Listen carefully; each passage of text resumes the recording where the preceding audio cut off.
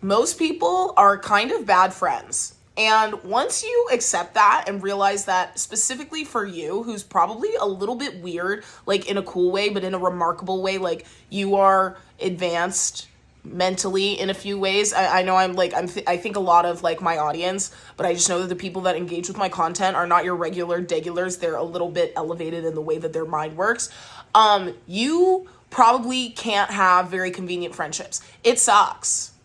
But the person that just happens to be like conveniently around you and you try to make that friendship work, it might not work because you're not regular.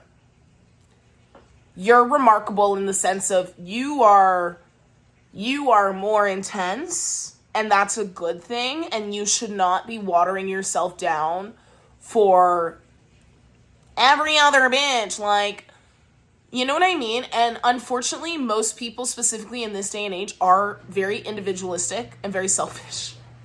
So sometimes it's hard in a few ways because you maybe don't want to be with somebody who isn't like you in a certain way. But just because someone is like a creative person or is somebody who you feel like is on your level of like being different or being interesting doesn't mean that they have the capacity to hold space for you in the way that you might have the capacity to hold space for them or you want to.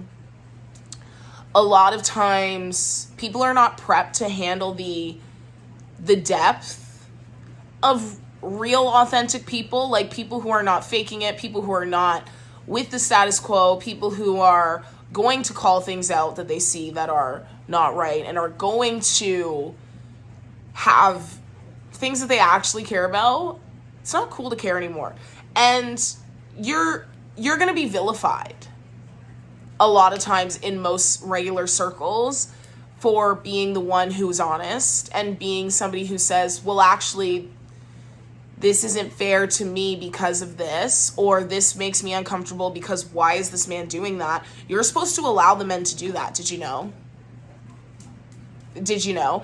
And so once you realize that, I kind of have come to the conclusion that most people are not great friends. The question is if like all of the friend groups you're seeing on social media are what you would actually want, in the same way that all of the relationships you see on social media are normally not what you actually want. So if we use that as a baseline, like when you think about these big dinners that people are always going to, there's always some kind of dynamic, I think a lot of the time, that you don't know what it is. Now, I'm not saying everybody's faking it. I think there's some groups of people who literally they could have soul contracts with each other that they're so close and they've come to this earth to do something so cool together for all of eternity. You might not be that bitch, right? I don't think everybody here is meant to have a big group of friends. I think it's something that we've been socialized to think is like very easy and normal. But like that, here's the thing. If you are one kind of person surrounded by a bunch of people that look like you, who do the same thing that you do, that makes a lot of sense how you become this big ass group of friends. If you are a person of color in a white community, if you are very different from people in your surroundings for whatever reason, if you have completely different interests than if you have completely different experiences than a lot of people, why would you necessarily just bond like glue to every other bitch? Like, and why would you want that? Why do you think that it will fulfill you? Is because you've been told that, but will it really? Probably not.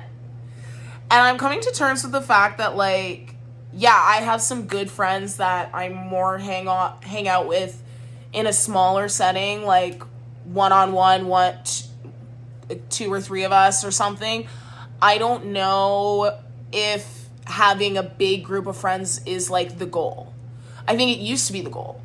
But then I was in a few group chats and I like was sometimes the one to introduce people together. And then it was kind of just like things fell apart for this reason or that reason with this person or that person or between. And you're just kind of like, this is not really a sustainable thing. And I just kind of think we should talk about that more. And I would love to hear people's perspectives and like sort of their experience, because my understanding of big friend groups is that they mostly come from a lot of them come from childhood or from some sort of like group experience such as college, right? So if you went somewhere else for school and you no longer live there, that's one reason you might not have a big group. If you grew up, again, as a minority,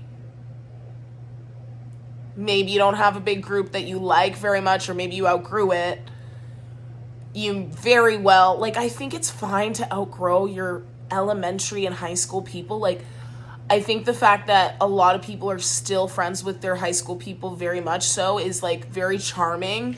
But to me was never something I sought out. And now I'm like, is that why I don't have a big group of friends? But I don't really feel at all connected in any way in common with most of those people. And the couple that I did, well, I don't know, they either live somewhere completely else or we outgrew each other. We outgrew each other is generous on my end. But I'm going to keep it generous. I don't know. And the thing is, then, so for me, it begs the question, am I being unreasonable? That's always, ask my therapist. I've had 2 therapists in my lifetime. And I think my main question that I've asked both, well, this one anyway, is, am I being unreasonable? And she goes, no, that's reasonable. And from my perspective and everything that I've said about my friendships, she's normally like, Kira, these don't sound like, I mean, for the ones that I've had issues with, not my current friendships. These are past friendships I'm reflecting on right now. Ones where I no longer talk to these people. I now have much better, more mature friends that I hang out, again, with, like I said, not in a big-ass group most of the time. Except for Caravana. But that's different. That is different, because that's in one place. I digress. There's times where I go out in a group, but it's less frequent, I would say, than, like, what... I don't know how many people have big friendship groups, but I think a lot of times it comes from people who went to the same place for an extended period of time or work at the same place for an extended period of time. Things like this, things that I don't really have or have access to. I mean, now I, like, you know, yes, I work and I make some work friends, but kind of my nature of work is not it's not very, like, it's not very groupy.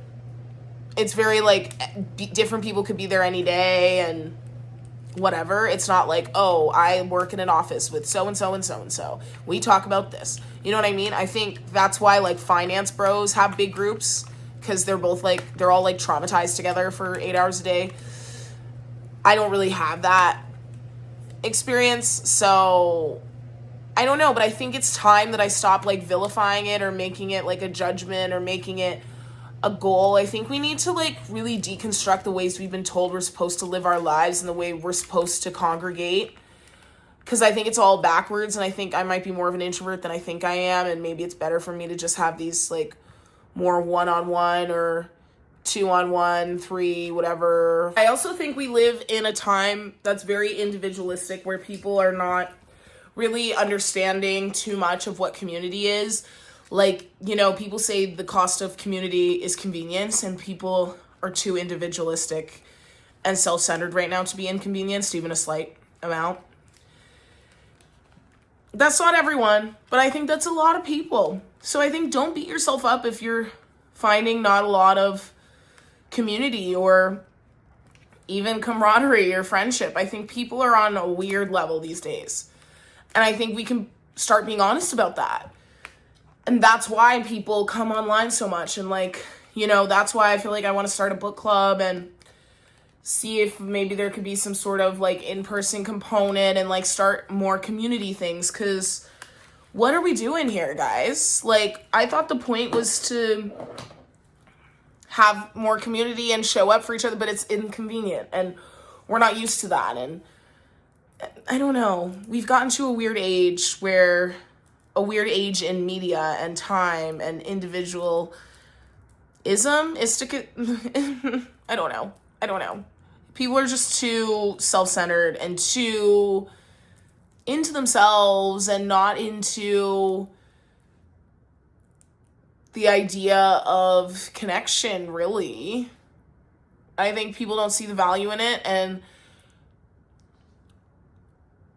I don't know. I think our society is a little bit broken in that way, but I don't think it helps to force things.